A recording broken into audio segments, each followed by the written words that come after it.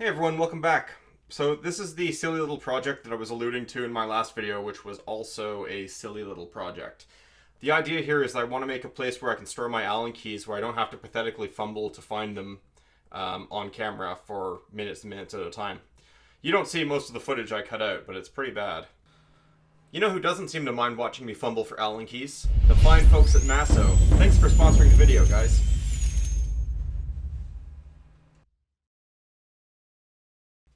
So the original idea here came from the 5S organization system, I think it is. I don't know what it stands for. I'm not sure about what all the details are for how it works. I just remember they had these things called shadow boards, which I thought were really cool. Basically, every tool, you paint its shadow up on the board, and then you know exactly where to put it back when you're done with it. The problem with that for me is that I really don't care if a tool is not in its place. There's no huge incentive for me to put tools back.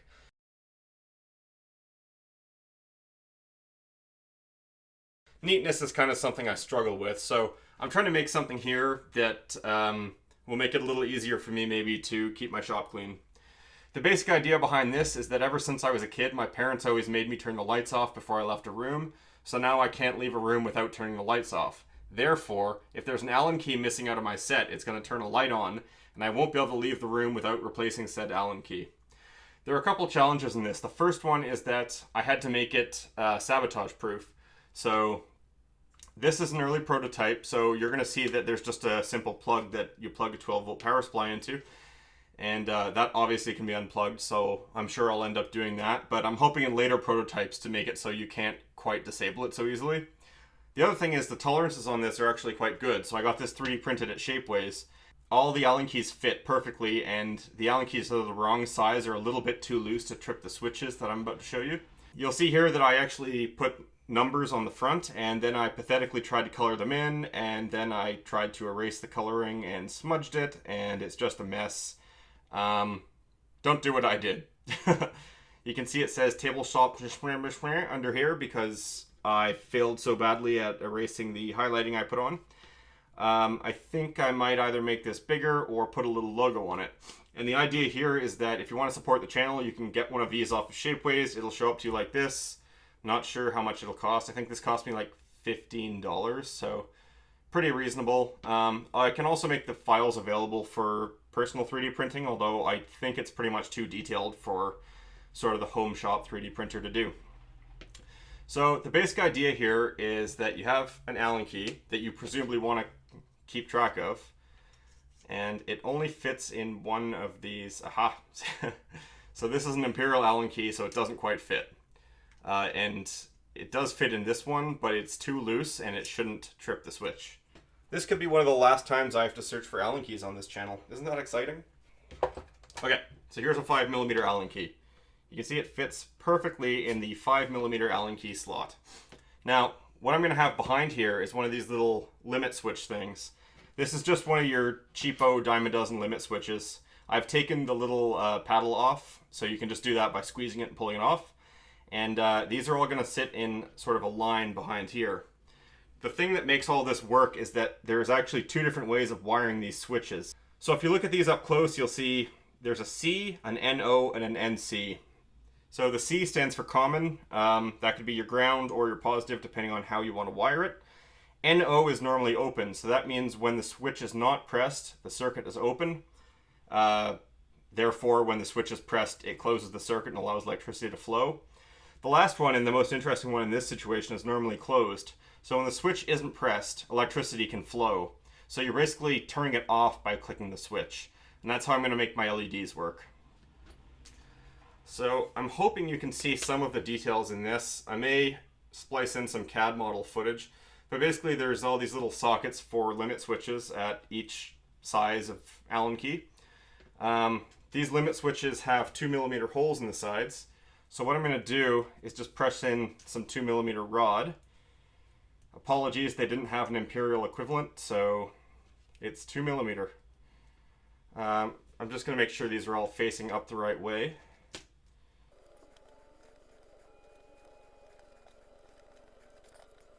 Okay, so you can see I've got all these limit switches stuck on these two metal rods.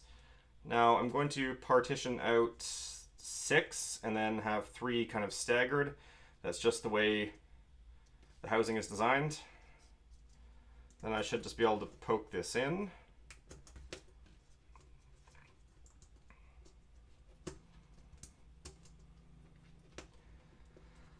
When I was designing this, one thing I wanted was to have most things sort of readily available. So if anyone does want to make one of these, they don't have to go hunting around for parts. So I don't actually have a PCB made for this. I might do a sort of a nicer version 2 that has like audio prompts and things, and in that case I'll have a PCB, but for now it's just limit switches, these 2 rods, and then it's going to be direct soldering. So if you look at how these rods are positioned, they actually sit in little grooves, and I'm going to put some flathead screws in, and that'll actually hold the rods in, and it works pretty well actually. The irony is not lost on me that these fasteners are not hex heads. So I have found for 3D printing threaded holes, I just 3D print the tap drill size, and I kind of force the fastener in there, and usually it's totally fine. It'll just kind of form its own threads. Sometimes if it's really thin, it'll split, so you don't want to do that, but I find if it forms the threads, it sort of increases the density around the threads because you're obviously forcing material in, and it makes for stronger threads, so that's what I do. Alright, so you can see the 2 fasteners are holding in these rods, and everything is nice and tight, and now I can start with the LEDs. So the LEDs I'm using are just these little cheapo 3mm ones. I don't even know if they have a brand name or not. When I make this project available, I'm definitely going to make a parts list and all that, but for now at least they're 3mm LEDs. And they just poke right into these holes, and everything seems to have come out a perfect fit, so no need for any acrobatics. Every through-hole LED has a long lead and a short lead, so I'm going to poke them through so the long lead is on top. That way I can connect all the long leads together to the plus 12 volts, and I'm sort of minimizing the amount of exposed 12 volt rail, I guess. So if something shorts out, odds are it'll be the ground, and then it won't be a problem.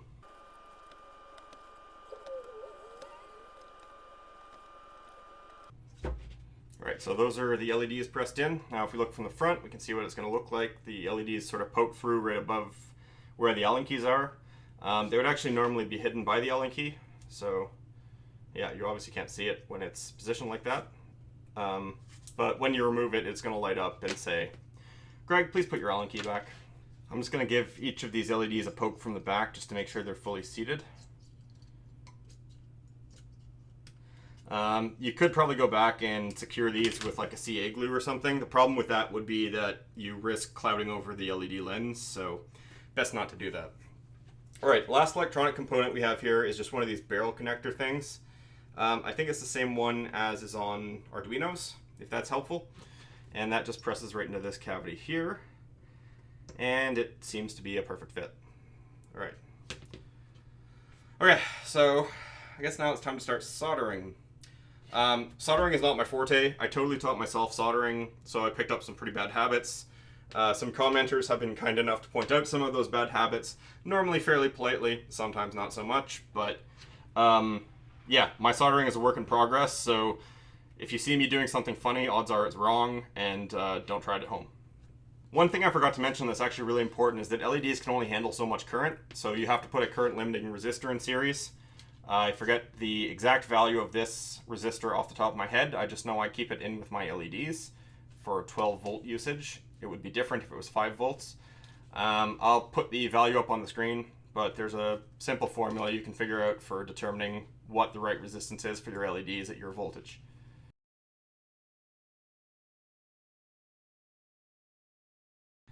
As you can see, I made it so the resistor just kind of pokes into one of these slots.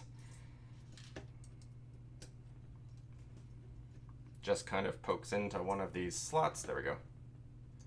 And that should stay there. I might add a bit of epoxy later just to hold it in place, but I'm actually kind of enjoying this like 3-dimensional circuit building thing. It's you'll notice it's obviously not what is done in consumer electronics because it's quite labor intensive obviously, and it's probably not particularly safe, and it's not very space efficient, but for prototyping it's actually quite useful. I remember in school we used to use glue and we used to build up circuits on the ICs, like use the ICs as kind of a structure.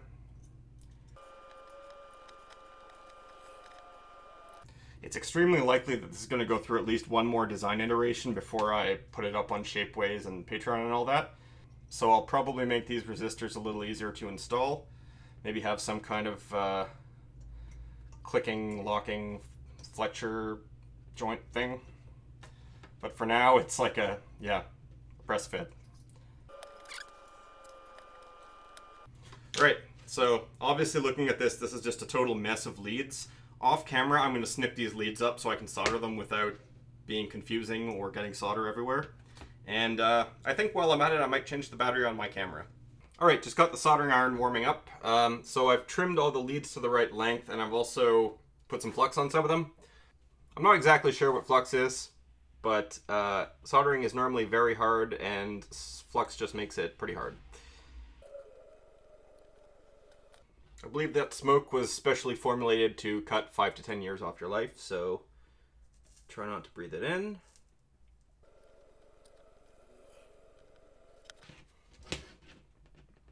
I'm noticing a distinct disadvantage to this three-dimensional pre-assembled soldering, and that is that it's hard to reach everything.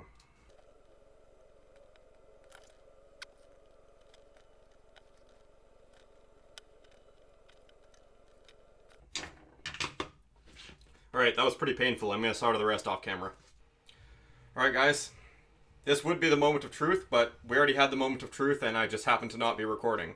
So, because there are no Allen keys in this thing, when I plug it in, she lights up. So, as I was just discussing with myself apparently, another advantage to this is that if I don't put my Allen keys back, it's going to ruin the white balance of my videos. More so. So there's incentive. When I put, say, the 5mm Allen key in, you can see the 5mm LED goes out, which is hopefully what it's going to stay as long as I keep my Allen keys together. And then, of course, when you take it out, she lights up. So that's pretty cool. I'm pretty happy with that. I was a little worried the LEDs were going to be kind of wimpy, but that's plenty strong enough, I think. I'm going to unplug those so you can see again. Alright, so that was a fun little project. I'll mount it somewhere and maybe throw some pictures up. The hardest part is coming up, and that's going to be finding a full set of Allen keys. So we'll see how that goes. I think I'm just going to take this 5mm Allen key and maybe not return it. Ooh, that's pretty annoying. I better put this back when I'm done with it. Well, it looks like it works. Hopefully you enjoyed that, and I'll keep everyone updated on how this project progresses. Cheers!